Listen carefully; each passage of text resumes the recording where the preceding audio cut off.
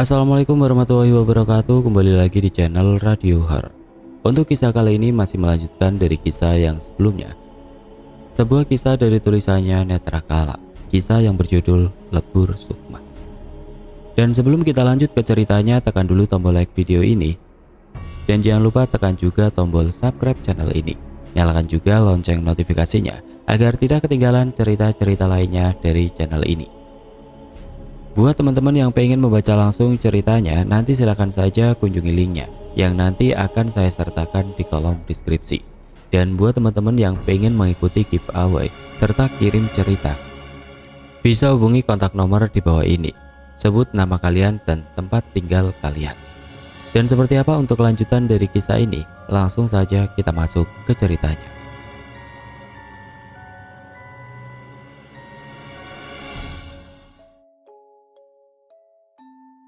Sementara itu di kediaman Sukmaji, setelah Dinda memecahkan cermin, dia terduduk di lantai, meletakkan kepala di antara dada dan lututnya. Tangisnya pecah tanpa suara. Ahmad mendekati anak semata wayangnya itu. Hatinya benar-benar hancur. "Dok," ucapnya pelan sambil membelai lembut punggung Dinda. "Ayah obati luka kamu dulu ya," ucapnya kemudian beranjak. Dinda tidak menggubris. Sesaat dia memandang Ahmad dan kembali membenamkan kepalanya. Tubuhnya benar-benar terasa lemas. Dia tidak punya tenaga untuk berkata apapun. Terdengar derap langkah kaki mendekat. Dinda merasakan ada yang menarik tangan kanannya lembut. "Kenapa kamu nekat seperti ini, Nduk?" kata Ahmad parau. Dinda masih tidak menjawab. Hanya sesekali terlihat menahan nafas dan merintih lirih saat Ahmad sedang mengobati lukanya. "Ini diminum dulu," kata Ahmad sambil menyerahkan segelas air putih. Dinda mengambil gelas itu. Dia langsung meminumnya. Ia terheran, bagaimana mungkin air putih bisa membuat dirinya kembali pulih. Seketika Dinda menggelengkan kepalanya pelan. "Ya, maafin Dinda," ucap Dinda yang langsung memeluk Ahmad. Ahmad membalas pelukan anaknya itu, membiarkannya meluapkan semua rasa sakit yang ada di dalam batinnya. Setelah tenang, Ahmad segera meminta Dinda untuk kembali ke kamar. Dia sudah menyingkirkan lemari yang menghalangi pintu kamar anaknya. "Sekarang kamu tidur, biar ayah yang membereskan semua ini. Kalau perlu obat tidur, biar ayah ambilkan," kata Ahmad. Namun Dinda menggeleng. Perlahan beranjak dari duduknya, ia mulai berjalan. Saat sampai di ambang pintu, ia menolehkan kepala. Tempat itu benar-benar terlihat kacau. "Pak Hamdan bagaimana?" tanya Dinda parau. "Tidak perlu kamu pikirkan. Besok kita bawa dia ke rumah sakit. Malam ini tidak perlu memikirkan apapun. Beristirahatlah," kata Ahmad sambil menuntun Dinda yang masih tampak sempoyongan. "Terima kasih sudah ada untuk Dinda," ucap Dinda saat mereka sudah ada di depan ranjang di kamarnya. "Kamu satu-satunya milik ayah, Nduk. Justru ayah yang harus berterima kasih ke kamu karena sudah hadir di dunia ini." Sesaat Dinda melihat ke arah mata ayahnya. Seketika hatinya merasa perih, matanya memanas, tenggorokannya terasa sakit sekali. Tidak mau terlihat oleh Ahmad, Dinda segera memalingkan wajahnya. Namun Ahmad menahan dan kembali memeluknya dengan erat. "Kau wanita kuat, Nduk," ucapnya sambil melepaskan pelukannya dan segera berjalan keluar kamar. Pintu tertutup. Dinda tidak lagi meminta Ahmad untuk mengurung diri di kamar. Baginya, saat ini percuma saja. Sosok demit gila itu bisa melakukan apapun yang semaunya. Semboyongan Dinda menjatuhkan tubuhnya di atas kasur. Seketika rasa nyaman mengalir ke tubuhnya. Matanya sungguh berat. Tanpa menunggu lama, dia langsung terlelap dalam mimpi. "Dok, bangun!" Terdengar suara Mbok Marni membangunkan Dinda. Dinda menggeliat. "Kenapa, Mbok?"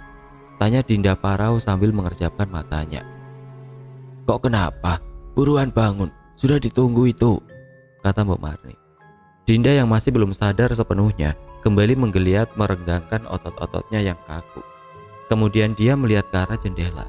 Nampak sinar matahari sudah menembus masuk lewat celah lubang kayu, membuat matanya bisa menangkap debu-debu yang berterbangan. "Ya sudah, buruan," kata Mbok Marni sambil beranjak dari duduknya. Terkesiap Dinda membuka matanya lebar-lebar. Kesadarannya datang dengan cepat seolah menembus tulang tengkoraknya. "Bu Marni?" tanya Dinda kaget dan langsung bangun dari tidurnya. "Iya, Nduk," tanya Mbok Marni dari arah pintu. Dinda menggeleng, memastikan kalau apa yang dia lihat tidak salah.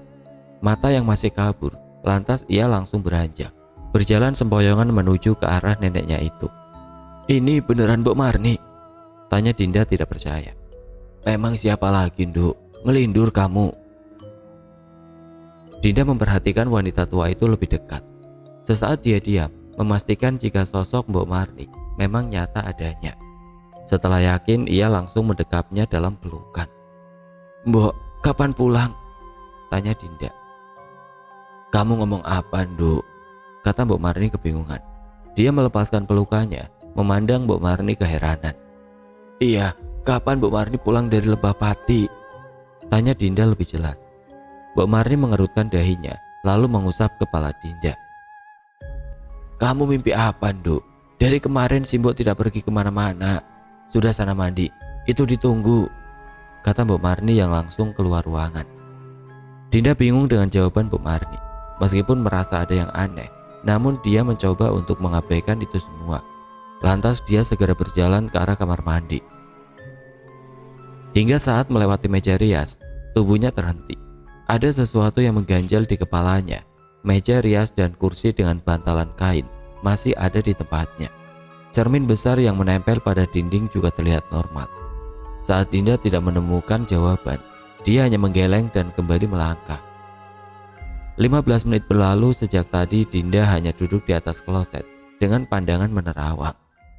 Dia masih berusaha mencari jawaban kenapa ada sesuatu yang mengganjal di hati dan pikirannya. Terdengar suara ketukan dari arah pintu. "Nduk, buruan sudah ditunggu," kata Mbok Marni dari arah luar. Dinda tersentak kaget, lamunannya buyar.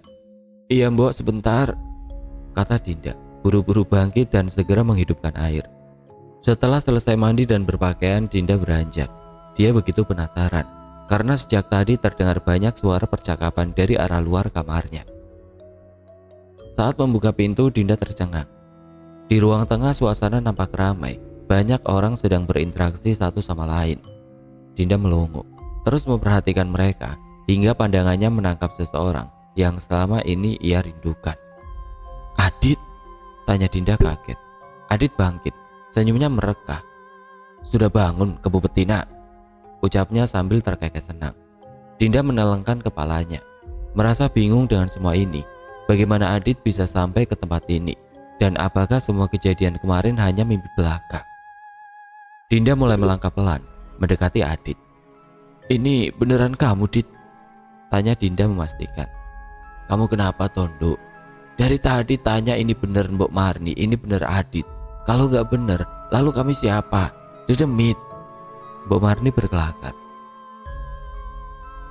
"Tuh, ngelindur ya kamu," ucap Adit. Dinda mengucek matanya pelan, mencoba meyakinkan dirinya kalau sosok yang ada di hadapannya adalah nyata. Kemudian saat sudah benar-benar yakin, ia langsung menghambur memeluknya dengan erat. "Dit, kok bisa sampai sini?" tanya Dinda. Malu dilihat ada Mbok Marni dan orang-orang," ucap Adit sambil membelai lembut punggung Dinda. Dinda segera melepaskan pelukannya saat melihat sekitaran. Ternyata memang benar orang-orang tengah memperhatikannya dengan tawa di wajah mereka. "Jawab dulu, bagaimana kamu bisa sampai sini?" ulang Dinda penasaran. "Tuh kan bener Mbok, wanita ini kebanyakan tidur, jadi lupa segalanya," kata Adit sambil menengok ke arah Mbok Marni. "Iya, dengan hari pernikahannya sendiri saja lupa. Mungkin memang kebanyakan tidur." "Ah, pernikahan?" tanya Dinda tidak paham. "Kamu beneran lupa kalau kita bakal nikah hari ini?" tanya Adit keheranan. Belum sempat Dinda menjawab ucapan Adit, terdengar suara percakapan dari arah samping. Sontak Dinda menoleh ke arah sumber suara. "Ayah, kenapa pakai kursi roda lagi?" tanya Dinda saat melihat Ahmad tengah duduk di atas kursi roda. Dok, kamu ini kenapa toh?" tegur Mbok Marni. "Oh, dari kemarin kan ayah memang pakai kursi roda, Dok," kata Ahmad menanggapi. "Tapi kemarin ayah sudah bisa berjalan kan?" "Dok, Ayahmu itu sudah tidak bisa berjalan normal. Kamu kan tahu sendiri penyakit Ahmad tidak bisa disembuhkan, kata Pak Kusno. Tapi Dinda mematung. Dinda benar-benar tidak mengerti apa yang sebenarnya sedang terjadi. Sudah, ayo aku temenin sarapan, malah bengong, kata Adit sambil menggandeng tangannya. Genggaman Adit terasa begitu nyata. Jika ini semua mimpi, tidak mungkin Dinda bisa merasakan sentuhan dari laki-laki itu. Dit, jangan macam-macam ya. Sabar dulu sampai nanti selesai ijab, goda Pak Kusno. Adit hanya terkekeh dan kembali menarik tangan Dinda. Sesampainya di dapur, segera Adit menarik kursi dan memintanya untuk duduk. Sementara dia sibuk menyiapkan sarapan. Emang bener ini hari pernikahan kita? Tanya Dinda masih tidak percaya. Iya, setelah sarapan kamu nanti dirias sama mereka, Din, jawab Adit tanpa menolehkan kepalanya. Meski merasa ada yang janggal, namun akhirnya Dinda hanya menghela nafas. Dia berusaha meyakini jika hari ini memang benar acara pernikahannya dengan Adit. Tetapi kenapa perasaannya begitu datar? Selesai sarapan, Dinda diminta segera kembali ke kamar untuk dirias. Ini bajunya ya, Dok, kata Mbok Marni dari arah samping ranjang. Sekilas Dinda melihat ke arah cermin.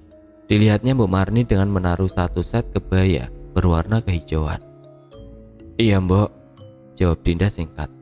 Cukup lama Dinda dirias. Setelah selesai, ia segera mengenakan pakaian yang sudah disediakan. Saat bercermin, Dinda sedikit pangling dengan dirinya sendiri.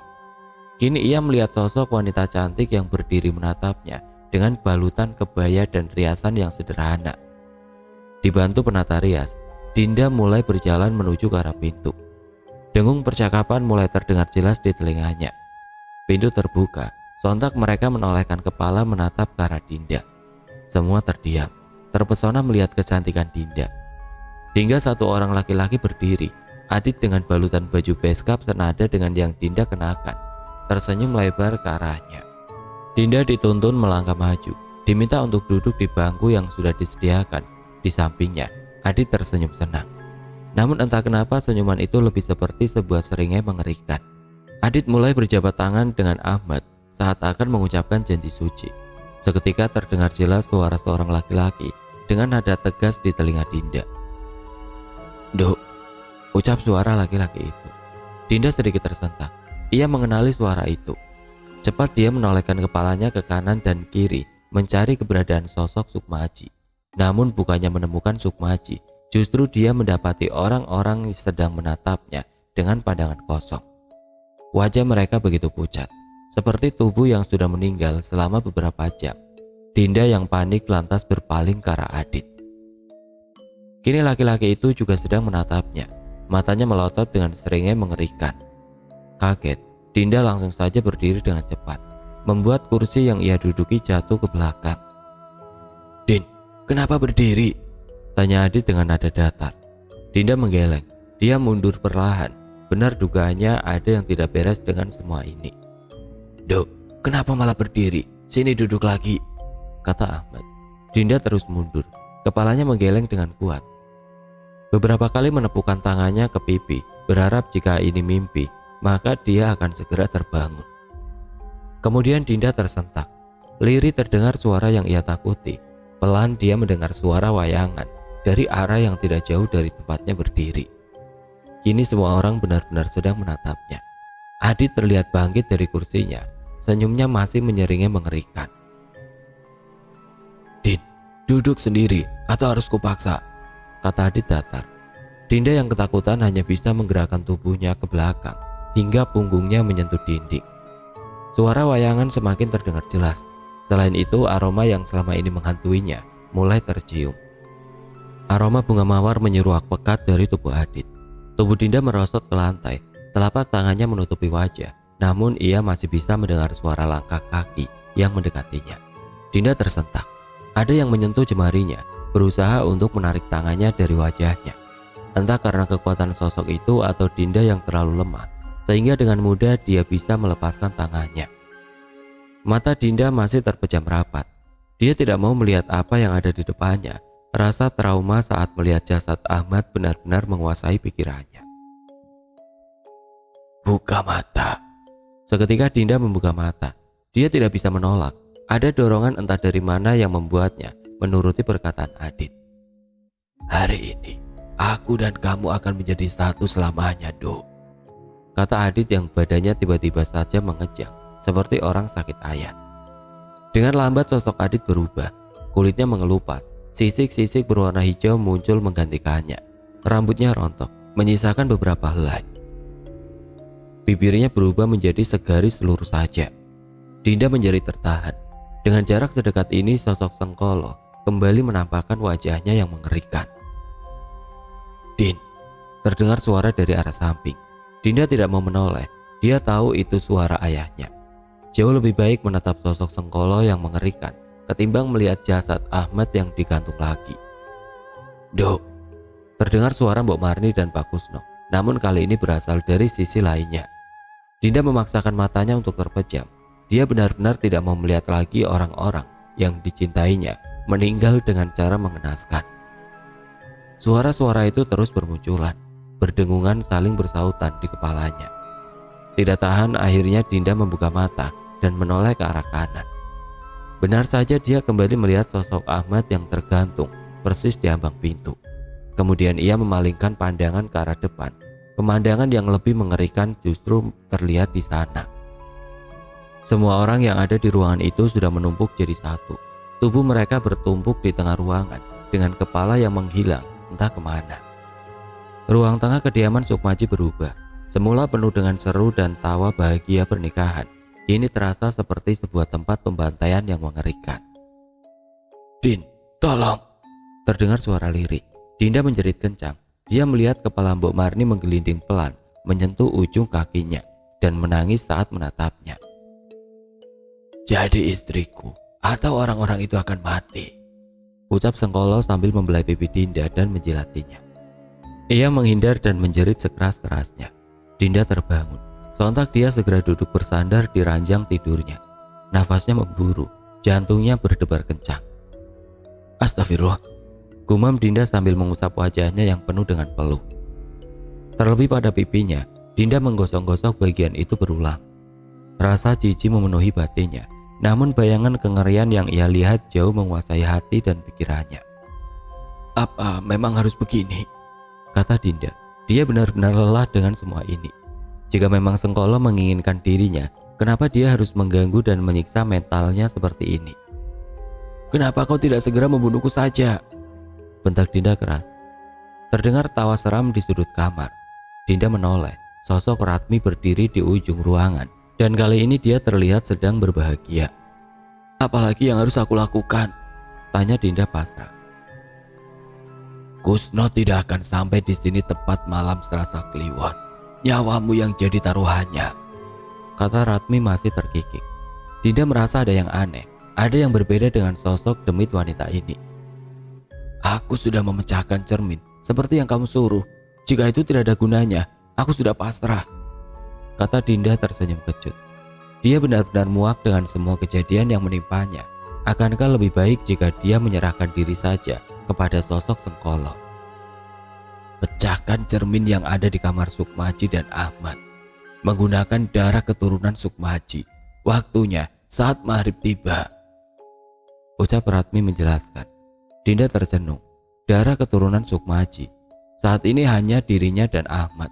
Apakah dia harus mengambil darah ayahnya, lalu ia gunakan untuk mengakhiri semuanya, atau bagaimana? Berbagai pertanyaan berkecamuk di benaknya. Seketika bayangan sosok Mbok Marni dan Pak Kusno melintas di pikirannya. Apa maksudnya? Kusno tidak akan sampai tempat ini tepat saat malam Selasa Kliwon, pikir Dinda. Baru saja dia ingin bertanya kepada demit wanita itu, namun sosoknya sudah menghilang entah kemana. Dinda segera beranjak dari tempat tidurnya, berniat untuk meminjam ponsel kepada Ahmad.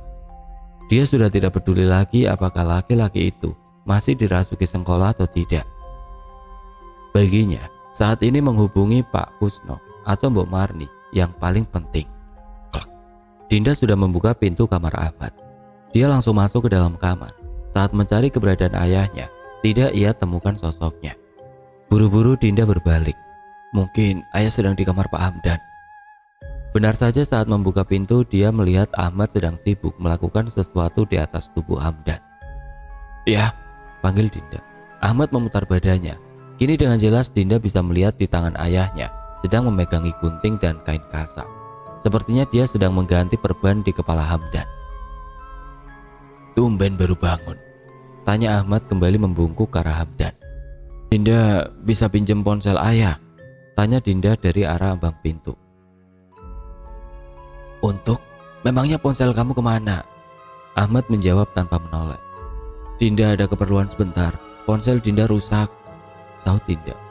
"Ambil saja di meja kamar," jawab Ahmad. Tanpa menjawab, Dinda langsung berbalik dan kembali ke arah kamar Ahmad. Saat perjalanan dia menoleh ke arah jam besar di sudut ruangan. "Sudah tengah hari," kata Dinda mempercepat langkahnya. Segera diambil ponsel ayahnya di atas nakas. Berulang kali Dinda mencoba menghubungi Pak Kusno dan Bu Marni, baik menggunakan pesan singkat ataupun panggilan suara, tapi tidak kunjung ada jawaban. "Tenang Din, mungkin tidak ada sinyal di sana," batin Dinda yang sudah mulai panik. Sekilas Dinda melirik ke arah cermin yang ada di sudut ruangan. Rasanya ingin segera ia hancurkan benda itu. Namun bagaimana jika itu percuma? Apakah hal itu akan benar-benar berfungsi? Nyatanya saja saat dia sudah memecahkan cermin lainnya, sosok Sengkolo masih tetap menerornya. Dinda segera beranjak. Dia tidak boleh gegabah, masih ada waktu 6 jam lagi. "Ya, Dinda bawa ponselnya ke kamar ya," kata Dinda melongokkan kepalanya ke dalam kamar Hamdan. Terlihat Ahmad sedang duduk dengan posisi menatap lurus ke arah cermin. Dinda terkesiap. Ia yakin pasti itu bukan ayahnya, tapi Sengkolo. "Iblis gila," teriak Dinda, seketika membanting pintu dengan keras dan berlari masuk ke kamarnya. Dinda langsung mengunci pintu kamar. Beruntung demit itu tidak mengejarnya. Kenapa tadi tidak sekalian kuhantam kepalanya dengan vas bunga? Toh dia tidak akan kesakitan jika sedang dirasuki Sengkolo. Dinda berucap lirik, menyesal sebab tidak bisa sekalian mengambil darah ayahnya. Kembali ia menatap ke arah ponsel. Belum juga ada balasan dari kedua orang itu. "Semoga semua baik-baik saja," ucapnya penuh harap sambil merebahkan tubuhnya. Dinda mengerjap kaget. "Astaga!" teriaknya saat melihat waktu sudah menunjukkan pukul 4 sore. Diraihnya ponsel di atas nakas, namun ia kecewa sebab belum juga ada balasan dari Pak Kusno ataupun Bu Marni. "Gusti, semoga mereka baik-baik saja," kata Dinda. Kepanikan mulai menghampirinya. Dia harus segera membuat keputusan. Waktu maghrib tinggal hitungan jam. Setelah beberapa saat Dinda berdiri, mengambil pisau lipat di atas nakas. Dia harus bisa mendapatkan darah Ahmad sebelum senja tiba. Dinda mulai berkeliling rumah, mencari keberadaan Ahmad. Tapi sejak tadi dia tidak menemukan sosok ayahnya itu.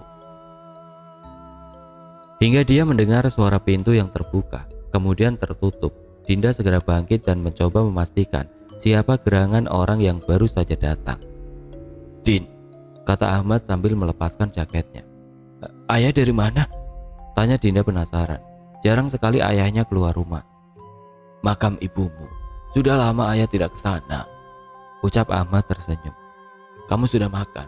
Ayah tadi masak tapi mungkin rasanya tidak seperti masakan Bu Marni," kata Ahmad. Hati Dinda berdesir. Mungkin apabila masalah dengan demit itu tidak ada, ia sungguh akan bahagia tinggal di rumah ini. "Belum, nunggu ayah." "Ya sudah yuk, kita makan sama-sama," ajak Ahmad yang berjalan melewati anak perempuannya. Dinda mengikuti dari belakang. Sedikit menjaga jarak dengan Ahmad. Dia harus selalu waspada jika Sengkolo tiba-tiba saja merasukinya. "Duduk, biar ayah yang siapkan semuanya," ucap Ahmad yang sudah sibuk di depan rak piring. Dinda mengikuti ucapan ayahnya. Segera dia duduk, tetapi pisau lipat dia taruh di kedua pahanya. Acara makan sore itu mungkin menjadi kegiatan paling normal yang Dinda lakukan bersama Ahmad sejak pertama kali masuk rumah ini. "Ya, ada yang ingin Dinda sampaikan," ucap Dinda. Ahmad yang akan menyendok makanan kembali menaruhnya di atas piring dengan perlahan. "Ada apa? Mengenai kejadian semalam?" Dinda mengangguk. "Iya, ada hubungannya dengan kejadian semalam." "Jadi apa yang terjadi semalam?" tanya Ahmad. Sebenarnya dia sudah penasaran tetapi coba menahan untuk tidak kelewatan batas. Tidak mau membuat anaknya semakin tertekan. "Demit itu kata Dinda mencoba menguatkan dirinya. Iya, desak Ahmad. Menghela nafas, akhirnya Dinda menceritakan apa yang terjadi. Mulai dari permintaan Ratmi untuk memecahkan semua cermin, hingga Sengkolo yang memanipulasi indera penglihatan Dinda. Demit itu sedang berusaha menyiksa mental Dinda ya. Brengsek. Lalu sekarang di mana Pak Kusno dan Mbok Marni? Lembah Pati, ucap Dinda tidak berani menatap mata Ahmad. Lembah Pati? Iya, Lembah Pati. Seharusnya mereka pulang hari ini, tapi sejak tadi mereka tidak bisa dihubungi, kata Dinda mulai teringat dengan kakek neneknya. Kenapa kalian begitu nekat? Kenapa tidak ada yang memberitahuku? Ucap Ahmad kecewa. Kami takut jika Sengkolo tahu akan menghalangi upaya yang sedang dilakukan oleh Pak Kusno, kata Dinda berusaha menjelaskan. Ahmad menggeleng. Kamu tidak belajar dari kejadian sebelumnya. Tanpa kalian memberitahu, dia akan tetap bisa mengetahuinya, kata Ahmad yang menyandarkan punggungnya sambil memijat keningnya. Dinda tersentak, baru menyadari itu semua. Benar perkataan ayahnya, Demit itu kemungkinan juga sudah mengetahui jika Pak Kusno dan Mbok Marni saat ini ada di Lembah Pati. Cukup lama mereka terdiam. Dinda melihat ayahnya memandang keluar, tatapannya menerawang jauh. Ayah, panggil Dinda. Tangan kanannya mulai mencengkram pisau lipatnya, takut jika Sengkolo sudah merasuki laki-laki itu. Sebentar, Din. Ayah sedang memikirkan solusinya. Selama ini ayah mengira Demit wanita itu yang mengganggu keluarga ini. Jadi ayah dan Hamdan mencoba mengusirnya. Tapi sekarang, apa yang harus dilakukan? Ucap Ahmad seperti bicara pada dirinya sendiri. Dengan darah keturunan Sukmaji, jawab Dinda lirik. Ahmad menengok ke arah Dinda dengan cepat. Apa maksudmu? Ratmi memberitahu Dinda jika darah keturunan Sukmaji bisa menghancurkan ikatan yang sudah terjalin. Caranya? Tanya Ahmad mengerutkan dahinya. Membalurkannya pada cermin yang ada di kamar Eyang dan kamar ayah saat maghrib menjelang, kata Dinda. Ahmad terdiam, menatap anaknya lekat-lekat. Kamu yakin itu akan berhasil? Mereka penuh dengan tipu daya. Lihat apa yang terjadi dengan keluarga ini, dengan ayah, dengan ibumu. Dinda menggeleng. Setelah pertemuannya dengan Ratmi di taman belakang, entah mengapa dia selalu mempercayai ucapan Demit itu. Dinda tidak tahu ya, maghrib sebentar lagi datang, kata Dinda menundukkan kepalanya. Terdengar kursi yang bergerak. Langkah kaki mendekati Dinda. Kita coba lakukan, jika itu demi keselamatanmu, kata Ahmad mencium ujung kepala Dinda. Dinda mendongak. Dia menatap lekat laki-laki di hadapannya. Belum pernah dia memperhatikan Ahmad setenang ini. Sekarang dia benar-benar melihat kasih sayang untuk dirinya dari sorot mata yang menua itu. Tanpa sadar air matanya menetes. Dinda tidak bisa membayangkan betapa beratnya kehidupan Ahmad. Kehilangan orang tua, istri dan anak, serta lumpuh selama bertahun-tahun. Dinda mengangguk.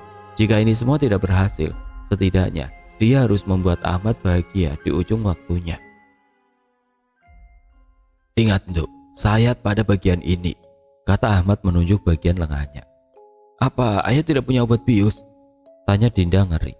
Dia belum pernah menyayat apapun selama ini, kecuali ayam yang sudah mati untuk dijadikan makanan.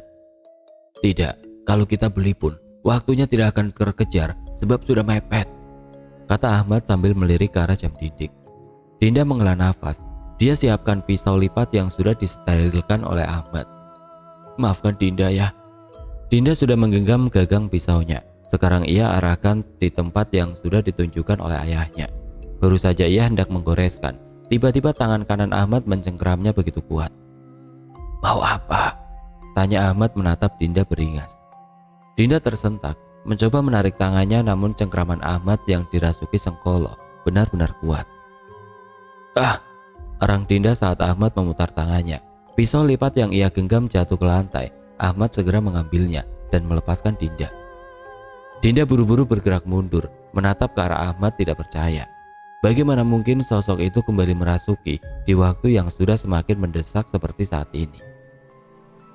Aku sudah memberi waktu agar kamu dan orang ini bisa bertemu sebelum kamu kubawa pergi, tapi malah mau main-main lagi denganku, geram Sengkolo dalam tubuh Ahmad. Atau kubunuh saja manusia ini di hadapanmu, ucap Ahmad sambil mengangkat pisau lipat di genggamannya dan menempelkan ujung runcingnya di leher. Dinda menggeleng. Aku saja, sahut Dinda segera. Air mata mulai membasahi pelupuknya. Ahmad menyeringai, kemudian mendekati Dinda. Nah, begitu kan enak, anak cantik. Tepat saat Ahmad menunduk di depannya, berniat membelai pipinya, Dinda langsung mendorongnya sekuat tenaga.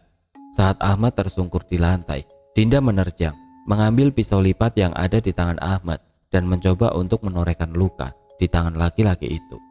Ahmad memberontak, namun wajahnya menyeringai, seolah menikmati permainan yang dilakukan oleh Dinda. Dengan sekali sentak dari Ahmad, Dinda langsung terjatuh ke samping.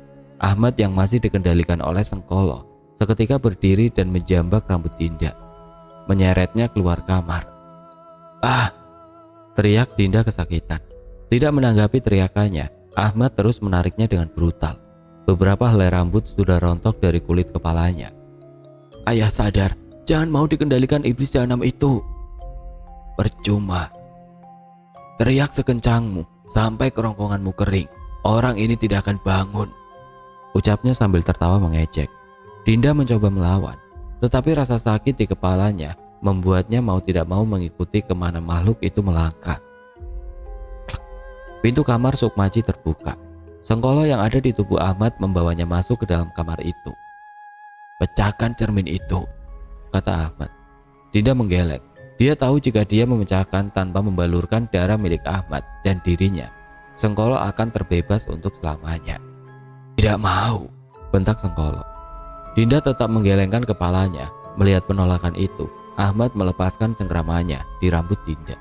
Dinda yang menyadari itu ingin bergerak menjauh, namun dengan sigap Ahmad segera mencekiknya dan mendorong keras hingga punggungnya menabrak ranjang dengan keras.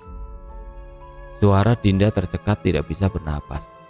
Sudah, memang harus kuselesaikan semua sekarang, kata Sengkolo.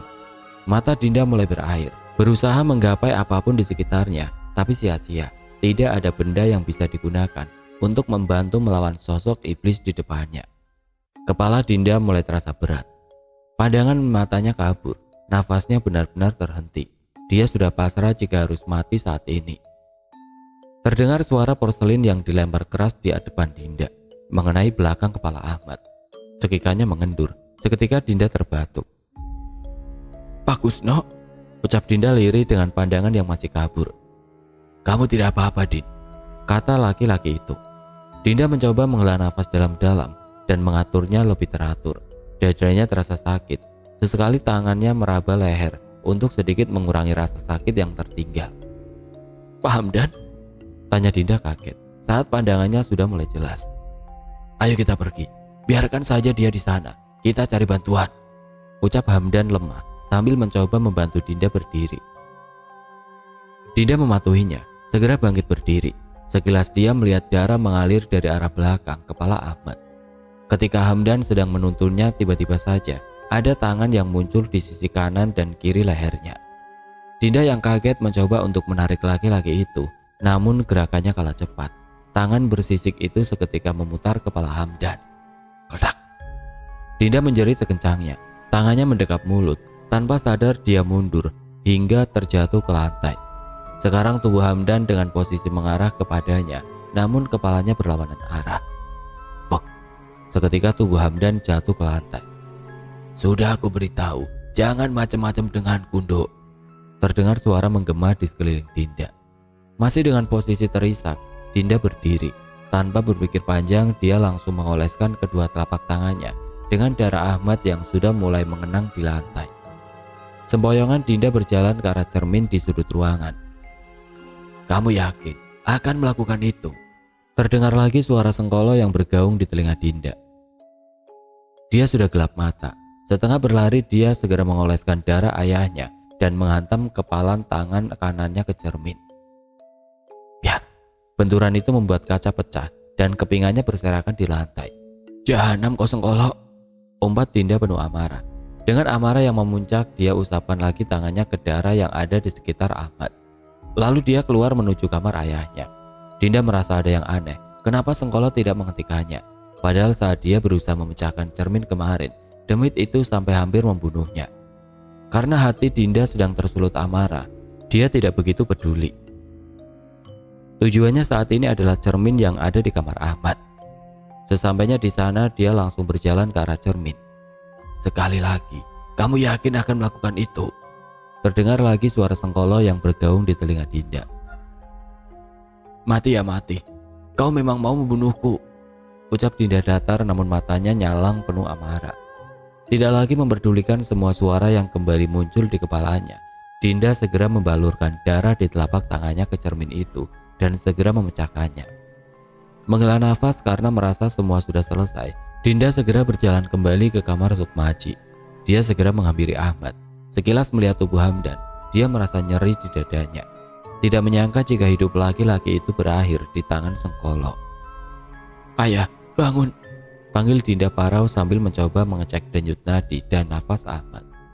Dinda benar-benar khawatir. Banyak darah keluar dari belakang kepalanya. "Dok, apa yang terjadi?" ucap Ahmad sambil mengerang, mulai membuka matanya perlahan. "Ayo, pergi dari tempat ini," kata Dinda mencoba untuk membopong Ahmad dengan melingkarkan lengan laki-laki itu di pundaknya. "Hamdan," kata Ahmad pelan saat melihat kondisi temannya yang begitu mengenaskan. "Ayo ayah," pinta Dinda saat melihat Ahmad kembali merosot ke lantai. Ahmad menangis sesegukan. Dia benar-benar tidak menyangka jika tubuh yang tergeletak tidak bernyawa itu adalah karibnya. "Kenapa bisa begini?" "Nanti Dinda ceritakan. Sekarang kita keluar dulu dari rumah ini." Ahmad terlihat menguatkan diri. Kemudian dia berusaha untuk berdiri. Dinda mencoba membopong ayahnya lagi. Mereka berdua mulai berjalan. Dinda agak kepayahan saat menuntun Ahmad. Ditengoknya langit di luar juga sudah gelap. Meskipun Dinda sudah memecahkan cermin itu sesuai dengan petunjuk yang diberikan oleh Ratmi, entah kenapa batinnya masih merasa tidak nyaman. Seolah demit itu masih mengawasi pergerakan mereka. Hingga saat berada di ambang pintu, Dinda tersentak. Ketakutannya kembali. Sayup terdengar suara wayangan. Tidak mungkin," ucap Dinda sambil mengedarkan pandangannya, mencari arah sumber suara. "Kenapa?" tanya Ahmad lemah. "Ayo cepat ya," jawab Dinda mencoba mempercepat langkahnya. Hingga hal buruk pun benar-benar terjadi. Tepat beberapa meter di depannya, dia melihat sosok Sengkolo berdiri di sana. Mereka berhenti, saling menatap satu sama lain. Mendadak gelegar guntur menyambar, saling bersautan. Angin berembus kencang, rintik hujan terdengar menerpa atap rumah. "Sengkolo," kata Dinda ketakutan. Sengkolo bergeming, matanya masih menatap mereka berdua, menelisik, seolah sedang mempertimbangkan sesuatu. "Nduk, pergi sekarang," kata Ahmad mencoba melepaskan tangan anaknya. Dinda menggeleng. "Tidak," jawabnya singkat. Otak Dinda berpikir keras. Bagaimana mungkin sosok itu masih bisa ada di sini, padahal dia sudah melakukan semua yang diperintahkan oleh Ratmi. "Bingung?" tanya Sengkolo. Entah bagaimana caranya seketika tubuh Dinda menegang. Dalam satu kedipan mata, sosok yang ada di depannya sudah berubah menjadi "Ratmi?" tanya Dinda tidak percaya. "Masih saja kamu percaya kalau jika dedemit itu akan menolongmu?" lanjut Sengkolo dengan wujud Ratmi. Dinda tidak percaya jika selama ini sosok Sengkolo menyamar sebagai Ratmi, berarti apa yang mereka lakukan semuanya sia-sia. "Masih bingung?" tanya Sengkolo lagi. "Manusia memang tidak bisa berpikir. Mudah percaya jika demit itu bisa melakukan apapun," lanjutnya yang seketika berubah wujud menjadi Pak Kusno. Dinda menelan ludah. Dia benar-benar tidak menyangka jika energi Sengkolo bisa semengerikan itu. Ahmad yang ada di sebelah Dinda mencoba bergerak, namun ia terus menahannya. Jika dalam kondisi normal, pasti dia sudah tidak akan bisa mencegah Ahmad untuk melawan Sengkolo. "Aku buat supaya dirimu menghilangkan ikatanku dengan keturunan Sukmaji. Seharusnya jika kau ingin selamat, pecahkan cermin yang ada di rumah ini menggunakan darahmu," kata Sengkolo. Dinda tersentak. Dia paham, selama ini dia diakali oleh demit itu. Seharusnya dia mencampurkan darahnya dan Ahmad sebelum melumurkannya ke permukaan cermin itu. "Sekarang jadi istriku atau aku bunuh ayahmu seperti manusia bodoh itu, ucap Sengkolo yang mulai berjalan mendekat. Dinda dan Ahmad terkesiap. Semerbak aroma bunga mawar mulai tercium. Ambil nyawaku sebagai gantinya, lepaskan anakku, pinta Ahmad lemah. Sengkolo tidak menjawab. Dia terus memandang mereka. Kusno dan istrinya sudah kubunuh. Kalau kamu ingin menyusul, aku bunuh kamu malam ini juga, kata Sengkolo. Dinda menggeleng berulang, mencoba bergerak mundur dan menarik tubuh Ahmad. Seolah sedang terhipnotis, mata Ahmad tampak kosong menatap ke arah depan. Tidak mau terjadi apa-apa dengan ayahnya, sekuat tenaga Dinda menarik Ahmad agar kembali masuk ke dalam kamar. Akan tetapi Dinda menyadari ada sesuatu yang aneh. Tiba-tiba tubuh Ahmad mengejang pelan, kemudian kepalanya meneleng ke arah Dinda. Jantung Dinda berdegup kencang, seketika bulu romanya bergidik. Sosok laki-laki yang sedang dipapahnya itu tiba-tiba saja menyeringai mengerikan. Tanpa diduga, Ahmad mendorongnya dengan keras hingga dia terjatuh menubruk dinding kamar. Dinda terengah menahan sakit. Sekilas dia melihat Ahmad berjalan menuju ke arah cermin yang sudah pecah. Dia tahu jika saat ini tubuh Ahmad kembali dirasuki oleh Sengkolo. Kini Dinda bisa melihat dengan jelas ayahnya sedang mengambil pecahan cermin yang ada di lantai. Awalnya dia mengira kalau Ahmad akan menggunakan benda itu untuk melukainya. Namun setelah beberapa saat, Ahmad hanya berdiri memandangnya dengan seringai menyeramkan. Kemudian dia mulai mengangkat tangan kanannya. Dinda yang melihat itu dan menyadari sesuatu, Sengkolo merasuki Ahmad bukan untuk membunuhnya, melainkan untuk melukai fisiknya. Dengan gerakan cepat yang dia bisa, Dinda segera menerjang Ahmad. Ayah, sadar, jangan mau dikendalikan iblis itu, kata Dinda mencoba untuk menghentikan pergerakan Ahmad. Ahmad tidak menjawab. Dia terus menyeringai dan mencoba untuk melukai dirinya sendiri. Buk. Sekali lagi Dinda merasakan kesakitan luar biasa pada tubuhnya. Ahmad dengan kekuatan besar mendorongnya sampai tersungkur ke lantai. Nafas Dinda terengah, tubuhnya mulai melemas. Orang ini yang minta untuk dibunuh. Dinda hanya terisak. Dia sudah tidak tahu lagi apa yang harus dilakukan. Harapannya agar Pak Kusno dan Bu Marni segera kembali ke rumah ini juga sudah pupus. Harusnya kalau keluarga ini tidak main-main denganku, cukup orang ini yang akan menjadi peliharaanku. Tetapi kalian semua tidak punya adab, tambahnya menjelaskan. Dinda mengerang. Tanpa ampun Ahmad menekan luka sayatan di tangannya dengan kuat. Air mata Dinda berlinang. Dia sudah benar-benar tidak sanggup menghadapi semuanya. Belum sempat Dinda berusaha untuk melepaskan diri, Ahmad sudah berdiri dan menariknya. Ayah, sadar, isak Dinda. Bek. Dinda seketika dilempar hingga tubuhnya menabrak dinding. Ahmad kembali berjalan, menarik spray di atas kasur. Dinda tersentak heran, apa yang akan dilakukan demit itu. Dilihatnya Ahmad naik ke atas kasur dan langsung mengikat spray itu di tiang kelambu. Dinda berusaha untuk bergerak, mencoba mencegah Sengkolo yang ingin membunuh ayahnya. Kini kain spray itu sudah Ahmad lilitkan di lehernya. Ia sudah memanjat ke atas tiang. Jangan, tolong hentikan, pinta Dinda sesegukan. Kalau kamu bersedia ikut denganku, akan kulepaskan bocah ini, jawab Sengkolo yang ada di tubuh Ahmad. Dinda terus terisak. Dia benar-benar tidak mau nyawa ayahnya hilang sia-sia. Ahmad belum pernah merasakan kebahagiaan selama hidupnya. Tolong, lepaskan dia, bawa Sukmaku, kata Dinda pasrah. Sesaat setelah mengatakan itu, sosok Ahmad yang ada di atas seketika menjatuhkan diri ke bawah. Dinda yang sigap langsung mencoba menolong ayahnya. Setelah membaringkannya, Dinda memandangi laki-laki itu.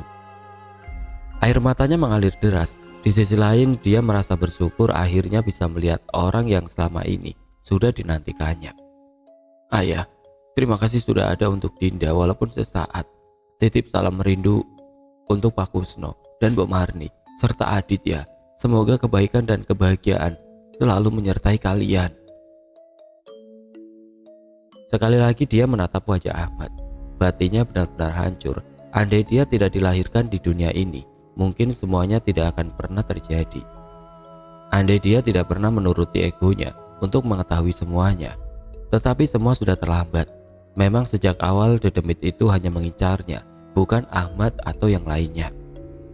Dinda beranjak, melangkah gontai menuju kamarnya, ingin rasanya bertemu lagi dengan orang-orang yang ia cintai.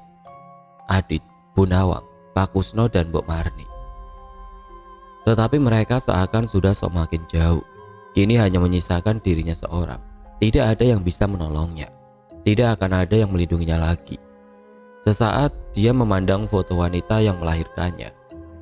Bu, Dinda kangen, kata Dinda yang seketika menangis dalam diam. Sesaat setelahnya Dinda kembali melangkah keluar. Ia tidak tahu apa yang harus dilakukan. Saat ini dia hanya menunggu waktu kematiannya. Tanpa arah dia terus melangkah hingga dia berhenti di depan sebuah lukisan besar. Eyang, sebentar lagi Dinda menyusul kalian. Tugas Dinda sudah selesaikan, ucapnya Parau. Sambil mengusap air matanya, Dinda meneruskan langkahnya. Entah datang dari mana, seolah dia tahu apa yang harus dilakukan berikutnya. Saat kembali ke kamar Sukmaji, matanya terus tertuju kepada Ahmad yang masih terbaring. Ingin rasanya kembali memeluk laki-laki itu. Sekarang waktunya anak cantik. Terdengar suara Sengkolo mengaung di telinganya. Dinda tersentak. Dia tahu demit itu tidak mungkin melepaskannya lagi. Segera dia mengambil pecahan cermin yang masih ada sisa darah milik Ahmad, kembali berjalan menuju kamarnya. Di tempat itulah dia memutuskan untuk mengakhiri semuanya. Sesampainya di kamar, Dinda segera membersihkan ranjangnya dan berganti pakaian. Bukan ingin menghormati Sengkolo, tapi jika nanti ada yang melihat jasadnya, setidaknya mereka tidak akan terlalu ketakutan. Ia baringkan tubuhnya. Sesaat dia memejamkan mata, kemudian mengangkat tangan kirinya. Cat! Darah memercik deras. Seketika Dinda merasa sakit yang luar biasa. Pelan tapi pasti, kesadarannya menghilang. Hingga saat nafasnya mulai tersegal, ada sebuah cahaya muncul di depan matanya. Ayo Dok, ucap Sengkolo, seolah menarik tangan Dinda. Setelah itu semua menjadi gelap. Di atas tempat tidur, Dinda mengakhiri hidupnya. Bukan keinginannya tetapi hidupnya memang sudah digariskan untuk menghentikan ikatan gaib yang sudah dilakukan oleh keluarga Sukmaji. Derasnya air hujan dan suara gemuruh guntur yang saling bersautan tidak membuat langkah sepasang suami istri itu terhenti. Mereka terus saja melangkah, bahkan tanpa memperdulikan kondisi mereka yang sudah rentah. Rasa khawatir terus saja muncul di hati mereka tatkala baru saja ada sebuah pertanda yang muncul setelah puluhan tahun tidak terlihat. Pak, panggil Mbok Marni. Tetapi Kusno tidak menanggapinya. Matanya tetap terpaku pada rumah yang menyimpan banyak kenangan di dalamnya.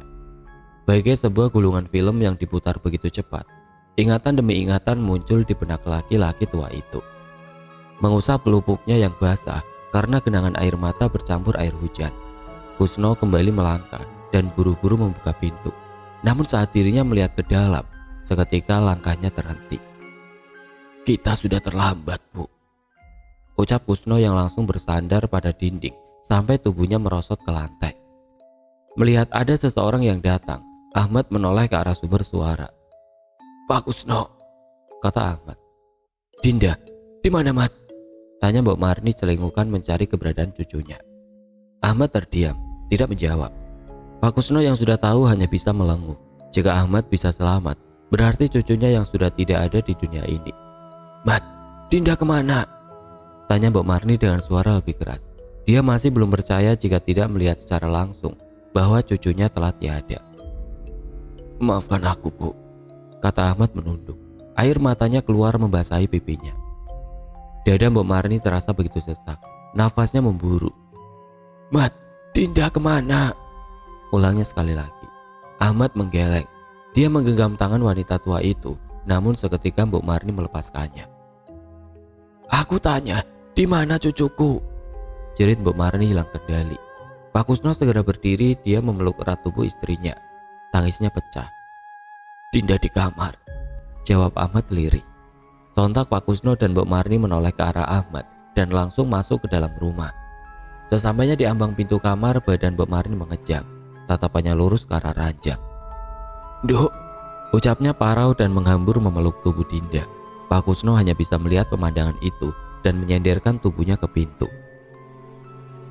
Dinda memilih pergi, Mat, tanya Pak Kusno parau. Ahmad yang tidak bisa menjawab hanya mengangguk. Dia sendiri tidak menyangka kalau Dinda memilih pergi meninggalkannya, memilih untuk mengakhiri ini semua dengan caranya sendiri demi menyelamatkan nyawanya. "Nduk, bangun, ini Simbo sudah pulang," ucap Mbok Marni parau. Dia terus menggoyang-goyangkan tubuh Dinda. "Dinda masih hidup, tapi aku tidak tahu sampai kapan kondisinya akan seperti ini," ucap Ahmad sesekali menyentuh bagian belakang kepalanya yang masih terasa pening. "Apa maksudmu?" tanya Pak Kusno. "Nadi dan nafas Dinda masih ada, tapi dia tidak mau bangun. Harusnya dengan luka seperti itu tidak akan membuatnya koma," kata Ahmad tidak berani menatap Pak Kusno. "Kau tahu kenapa? Sebab bagian dari jiwanya sudah dibawa pergi oleh dedemit terkutuk itu," kata Pak Kusno yang langsung melangkah menuju Dinda. Sedangkan Ahmad hanya berdiri mematung tanpa tahu apa yang harus dilakukan. "Apa yang harus kita lakukan, Pak?" tanya Ahmad. "Tidak ada. Jika itu semua kemauan Dinda, dia tidak akan pernah kembali lagi," kata Pak Kusno sendu. Seketika Ahmad lunglai. Tubuhnya merosot ke lantai. Tangisnya pecah. Hatinya benar-benar hancur saat mengetahui jika anak semata wayangnya sudah memilih untuk pergi meninggalkan mereka semua. Ahmad sedang berdiri di taman belakang rumahnya. Suasana nampak begitu tenang dengan embusan angin yang menerpa kulitnya. Dia pandangi sekelilingnya, tidak menemukan seorang pun. Entah kenapa sejak tadi dia tertarik dengan bunga mawar yang mulai mekar. Ahmad melangkah mendekati tanaman itu. Sesekali dia menghirup aroma bunga itu, hal yang selalu mengingatkannya dengan sosok Ajeng. "Ya," terdengar suara wanita tepat dari arah belakangnya. "Nduk," jawab Ahmad saat mengetahui suara itu milik Dinda. Ahmad melangkah mendekati ayahnya. Tanpa menunggu lama dia langsung mendekap erat. "Kenapa, Nduk? Kenapa kamu tega pergi meninggalkan ayah sendiri?" kata Ahmad sesegukan. Dinda tidak melepaskan tubuh Ahmad. "Semua sudah digariskan. Apa yang Dinda lakukan saat ini untuk menyelamatkan keluarga kita? Sejak awal, Eyang sudah memberitahu Dinda," kata Dinda tersenyum. Ahmad melepaskan pelukannya. Ia memandang Dinda lekat-lekat. Anaknya benar-benar terlihat cantik dengan kebaya berwarna hijau. "Pulang, Duk, pulang," kata Ahmad sendu. Dinda tersenyum, kemudian membelai pipi Ahmad. "Jaga diri ayah, titip Pak Kusno dan Mbok Marni. Sampaikan permintaan maaf Dinda untuk Adit." "Dinda sayang ayah," ucap Dinda. Seketika kabut tebal datang, membuat pandangan Ahmad kabur. Berkali-kali dia memanggil nama Dinda, namun seolah sosok itu sudah pergi entah kemana. "Dinda!" teriak Ahmad dengan nafas memburuk. Kesadarannya mulai kembali. Dia tahu itu semua hanyalah mimpi. Dinda anak semata wayangnya memang sudah pergi meninggalkannya, memilih untuk hidup di dunia yang berbeda. Tak tak tak. "Bat, ada tamu," kata Mbok Marni dari arah luar kamar. "Siapa, Bu?" tanya Ahmad sambil menyeka keringat yang ada di dahinya. "Kamu lihat sendiri," kata Mbok Marni yang langsung melangkah pergi. Terlihat ada 3 orang laki-laki duduk di kursi ruang tamu. Ahmad tidak mengenali mereka semua. Segera Ahmad duduk. "Maaf, ada yang bisa saya bantu?" ucap Ahmad sopan. "Saya Gunawan, ini Adit anak saya dan temannya Arif," kata Gunawan. "Adit," pikir Ahmad. "Saya tidak tahu kalian siapa, maaf, tapi saya sedang tidak ingin diganggu," kata Ahmad sambil beranjak dari kursinya. "Hamdan yang meminta saya untuk datang ke tempat ini beberapa waktu lalu," ucap Gunawan. Ahmad terdiam. Dia tahu apa yang akan dilakukan oleh ketiga orang ini. "Hamdan sudah meninggal," ucap Ahmad parau. "Saya tahu. Tujuan saya ke sini untuk mencari Dinda," kata Gunawan lugas. Ahmad kembali terdiam. Awalnya dia ingin mengusir mereka, tapi teringat dengan mimpi barusan. Lantas dia memandang Adit. "Kamu Adit?" tanya Ahmad. Adit mengangguk. "Dinda berpesan untuk menyampaikan permintaan maafnya kepada Adit, calon suaminya," lanjut Ahmad. "Sekarang Dinda di mana, Pak?" tanya Adit yang sudah hampir berdiri, namun dicegah oleh Arif. Sejak tadi laki-laki itu memperhatikan Ahmad dengan tatapan aneh. Ahmad tampak mempertimbangkan sesuatu. Beberapa kali dia menghela nafas dalam-dalam. "Dinda ada di kamarnya," ucap Ahmad yang langsung meminta mereka untuk mengikutinya. Seketika Adit bersemangat, hingga saat masuk ke dalam kamar Dinda, tubuhnya mematung. Dia langsung berlari ke arah Dinda yang masih terbaring kaku di atas tempat tidur. "Din, kamu kenapa? Pak, Dinda kenapa? Apa yang terjadi padanya?" tanya Adit panik. Ahmad membisu, tidak menjawab pertanyaan Adit. "Pak, Dinda kenapa?" Adit mengulang pertanyaannya dengan nada lebih keras. "Adit," tegur Gunawan. Seketika laki-laki itu diam. "Kita bicara di luar," kata Ahmad segera keluar dari kamar. Tidak mungkin Dinda mau melakukan itu semua," ucap Adit tidak percaya. "Nah, sudah," kata Mbok Marni mencoba menenangkan Adit. "Rip, tolong Dinda, Rip," kata Adit memohon agar Arif mau membantunya. Arif hanya menggeleng. "Dinda pergi atas kehendaknya, tidak mungkin membawanya kembali ke dunia ini," Arif menjawab datar. Seketika tangis Adit pecah. Dia benar-benar tidak menyangka kenapa Dinda bisa melakukan ini semua tanpa ada yang bisa mencegah. Segera Adit pergi ke kamar Dinda. Mereka semua membiarkan. Bahkan Ahmad yang sudah kehilangan harapan hidup hanya bisa tersenyum getir. "Pak Kusno, saya mau ke kamar," ucap Ahmad yang langsung berdiri. Sementara Pak Kusno yang tidak tega dengan keadaan menantunya hanya bisa menuruti keinginannya. Beberapa bulan berlalu, semua sudah tampak normal. Bahkan Ahmad sudah memulai kembali kesibukannya untuk melanjutkan usaha yang dimiliki oleh keluarga Sukmaji. "Pagi, Mbok," ucap Ahmad saat mendapati Mbok Marni tengah sibuk memasak. "Mat, tumben sudah bangun. Biasanya manja pengen dianterin ke kamar sarapannya," ejek Mbok Marni. "Jangan gitu, Mbok. Nanti bisa dimarahin Dinda kalau dia tahu," ucap Ahmad. Mbok Marni hanya terkekeh. "Pak Kusno kemana?" tanya Ahmad. "Itu di taman, ngurusin kebunnya yang baru," kata Mbok Marni. Lantas Ahmad segera beranjak keluar. "Pak Kusno, bisa kemari sebentar?" panggil Ahmad. "Kenapa, Mat?" tanya Pak Kusno heran. Semenjak kejadian pulang dari Lembah Pati, perangai Pak Kusno sedikit berubah. Dulu sosoknya yang suka berkelakar, kini menjadi lebih pendiam dari sebelumnya. "Kemarin saya dapat kabar dari Hidayat. Katanya Aryo sudah bisa berjalan. Dia meminta pertanggungjawaban Pak Kusno agar segera menengoknya dan mencarikan jodoh," kata Ahmad. Pak Kusno terkekeh. Dia benar-benar beruntung. Jika saja Aryo tidak ikut, mungkin nyawanya sudah tidak tertolong lagi. Meski dengan kondisi luka parah, namun Aryo tetap berjuang mencari pertolongan. "Sampaikan ke si Dayat, pekan depan saya ke sana," kata Pak Kusno segera berbalik. Namun Ahmad mencegahnya. "Bisa kita bicara di dalam, Pak?" tanya Ahmad serius. Pak Kusno mengerutkan dahinya, segera mengikuti Ahmad. "Mbok, sini duduk. Ada yang ingin saya sampaikan." Lantas kedua orang itu duduk. "Ada apa, Mat?" tanya Pak Kusno. Sesaat Ahmad diam, seolah sedang mempertimbangkan sesuatu. "Semalam aku bermimpi bertemu Ajeng. Dia..." Perkataan Ahmad terhenti. "Dia kenapa, Mat?" "Dia meminta untuk mengikhlaskan Dinda," kata Ahmad tidak berani menatap mata kedua orang itu. Seketika degup jantung Pak Kusno seperti terhenti, seolah dia paham apa yang akan dilakukan oleh Ahmad. "Aku ingin alat bantu hidup Dinda dilepas.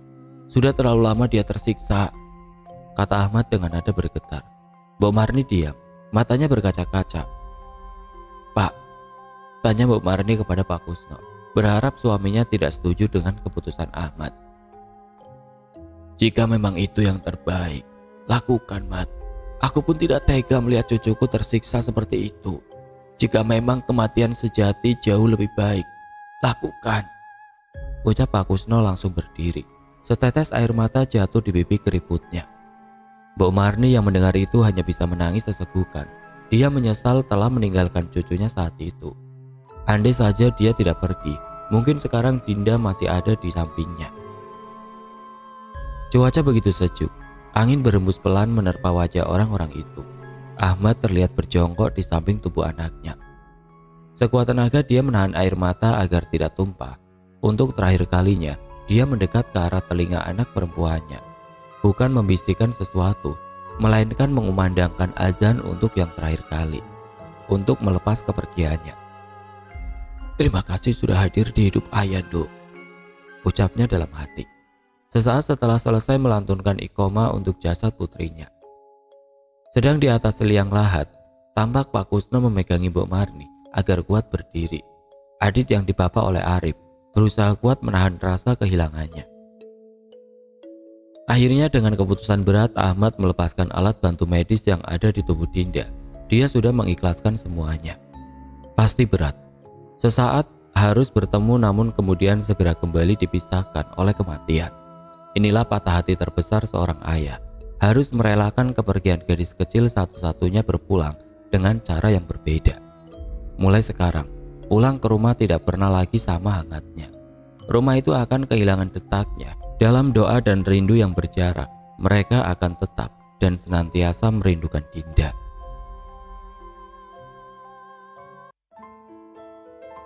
Oke teman-teman, sekian untuk kisah kali ini. Bagaimana menurut kalian tentang kisah ini? Tulis komentar kalian di kolom komentar. Dan buat teman-teman yang baru bergabung, jangan lupa untuk like, komen, share, serta subscribe channel ini. Dan nantikan kisah-kisah horor berikutnya tetap di channel Radio Horor. Wassalamualaikum warahmatullahi wabarakatuh.